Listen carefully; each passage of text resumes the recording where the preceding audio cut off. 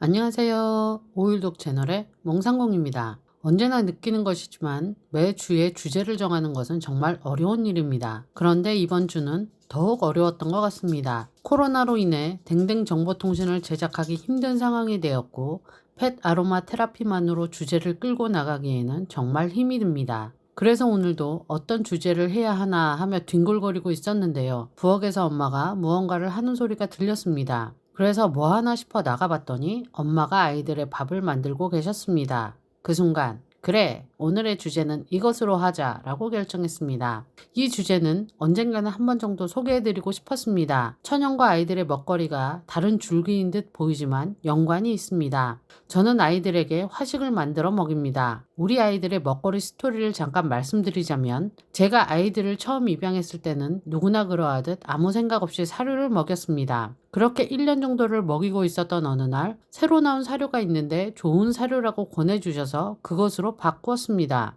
그런데 그 사료로 바꾼 후 일주일 정도 지났을 때 우리 띵똥이의 체중이 2kg이 갑자기 늘어났습니다. 사람으로 따져도 2kg이라면 적은 체중이 아닌데 그때 띵똥이의 체중이 3.5kg 정도였는데 갑자기 5.6kg으로 급속하게 늘어났습니다. 물론 우리 띵똥이가 골격 자체가 크기도 하고 워낙 먹을 것을 좋아하는 녀석이었지만 조금씩 증가하는 것이 아니라 급격하게 증가하는 것에 놀라서 아이들의 먹거리에 대해서 고민하기 시작했습니다. 그래서 그때 이것저것을 찾아보고 인터넷을 뒤져서 결정한 것이 지금까지 제가 아이들에게 먹이고 있는 음식들입니다. 물론 초창기에는 이것저것 왔다 갔다 하기도 했지만 지금은 8년째 유지하고 있습니다. 그리고 또한 띵똥이가 모낭충을 앓고 난 이후에는 더욱 신경을 쓰고 있습니다. 그리고 엄마의 반려견인 해피는 기본적으로 아토피를 가지고 태어난 녀석이기 때문에 먹거리에 신경을 써야 하는 상황이기도 합니다. 제가 언젠가 읽은 책 개 아토피 자연치유역으로 낫는다 라는 책이 있습니다. 이 책은 수의사이신 분이 쓰셨는데 여기서 사료에 대해 생각을 더 많이 하게 되었습니다. 사료는 여러 가지 측면에서 고민거리입니다. 아이들이 아토피나 피부병이 발병되면 병원에서는 대부분 사료를 바꾸라고 말합니다. 치료도 중요하지만 역시 근본적인 부분에서 아이들의 사료가 원인이 될 수 있다는 말이기도 합니다.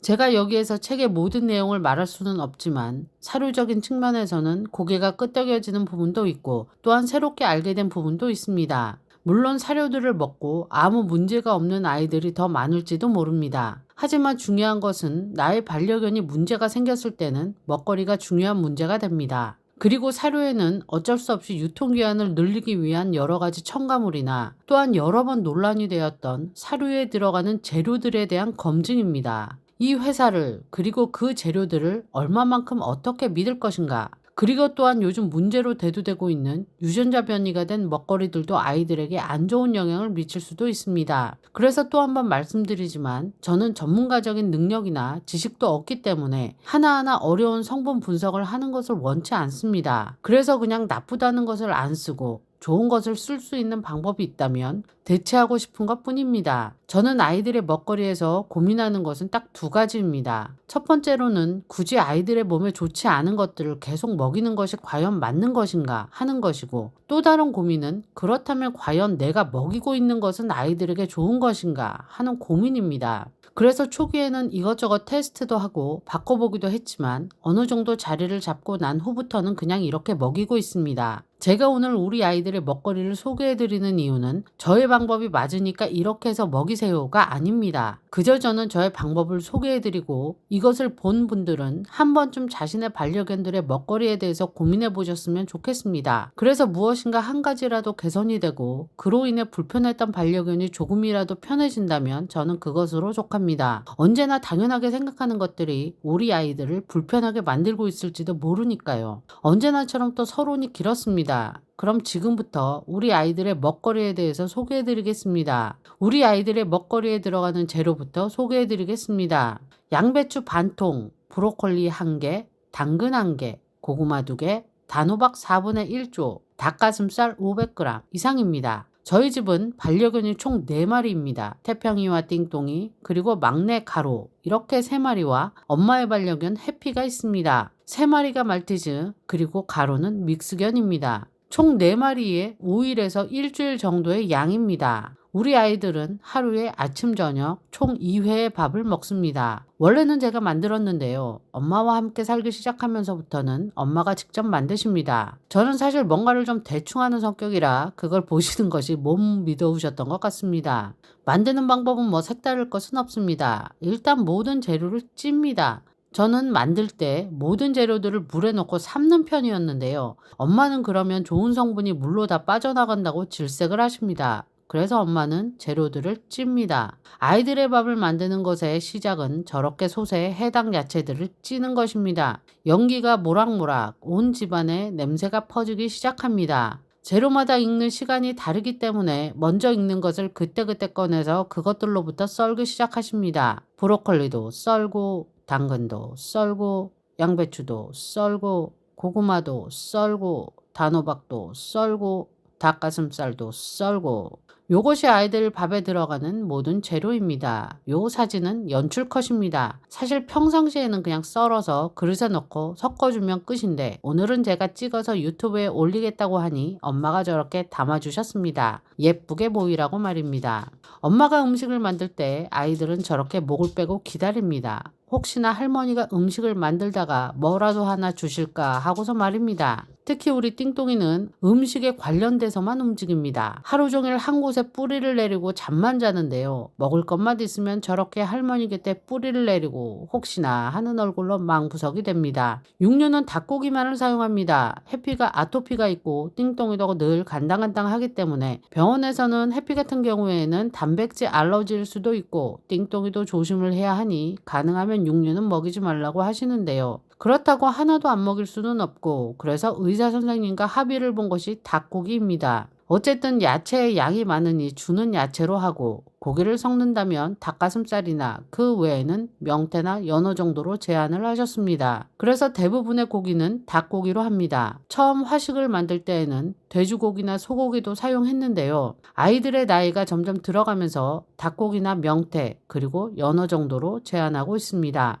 그리고 고구마를 사용하는 것에 대해서도 고민을 많이 했는데요. 고구마는 살이 찔 수 있는 음식이라 병원에서도 별로 권하지는 않더라고요. 그런데 우리 아이들이 고구마를 워낙 좋아라 하니 여러 번의 고민 끝에 그냥 지금은 고민 없이 아이들에게 주고 있습니다. 그리고 여기서 잠깐 딴 말씀을 드리자면 해피가 완쾌가 되었습니다. 올여름 정말 너무나 힘든 시간을 보냈는데요. 제가 보습 로션 편에서도 소개해드렸듯이 띵똥이는 모낭충이었는데 알러지로 오해 약을 먹어 증상이 더 심해졌다고 말씀드렸습니다. 그런데 해피도 똑같은 경우가 발생했습니다. 그런데 해피가 더 안 좋았던 이유는 띵똥이는 3주 만에 병원을 바꾸면서 해결이 되었는데요. 해피는 슬프게도 8주간 병원에 다니다가 발견이 되었습니다. 8주가 지나도록 차도가 없고 오히려 점점 더 심해지면서 피가 나기 시작하자 피를 보는 순간 띵똥이의 악몽이 떠올라 조금 거리가 멀지만 띵똥이가 다녔던 병원으로 뛰었고 역시나 모낭충 판정을 받았습니다. 의사 선생님 말씀으로는 알러지로 시작해서 모낭충으로 간 것인지 아니면 처음부터 모낭충인지는 모르겠지만 어쨌든 현재 상태는 모낭충이 너무 심하다고 근래 들어 이렇게 심한 녀석은 처음이라며 너무 아플 것 같아 소독약도 못 뿌리겠다고 말씀하셨습니다. 그래서 띵똥이 때에 비해서 브라벡토라는 약이 모낭충에게 효과가 있어 약을 먹이고 그리고 따가울 것 같아 소독약을 뿌리지도 못하는 상황이었기 때문에 저는 아토피용 스프레이를 만들어서 열심히 뿌렸습니다. 그리고 아토반과 보습 로션으로도 열심히 관리했습니다. 2달 정도 병원을 다녔고 병원에 다니지 않은 지는 1달 정도 되었습니다. 그래서 지금의 상태입니다. 깨끗하게 나았습니다.